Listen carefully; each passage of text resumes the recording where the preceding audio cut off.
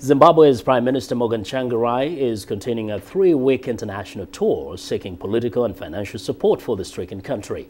He makes a stop in Great Britain this week. Last week, U.S. President Barack Obama promised $73 million in aid to the people of Zimbabwe. VOA's Kent Klein reports. The U.S. assistance is intended, says the U.S. president, for the people of Zimbabwe. Without elaborating, President Obama hinted he would bypass the government because Washington believes that President Robert Mugabe does not always act in the interest of Zimbabwe's people. But after meeting with Prime Minister Morgan Tsvangirai, Mr. Obama said there is reason for hope. We want to do everything we can to encourage the kinds of improvement, not only on human rights and rule of law, freedom of the press, and democracy that is so necessary, but also on the economic front. Zimbabwe has suffered through several years of hyperinflation and economic struggles.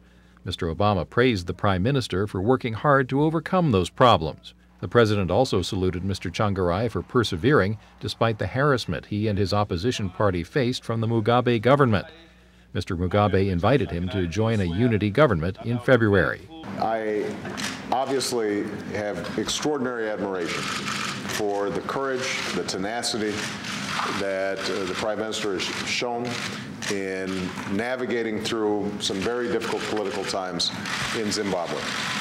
Mr. Tsvangirai promised economic, legal, and democratic progress in the coming months. His comments came after the White House meeting. We want to institute those reforms that will ensure that in 18 months' time, people of Zimbabwe are given an opportunity to elect their own government.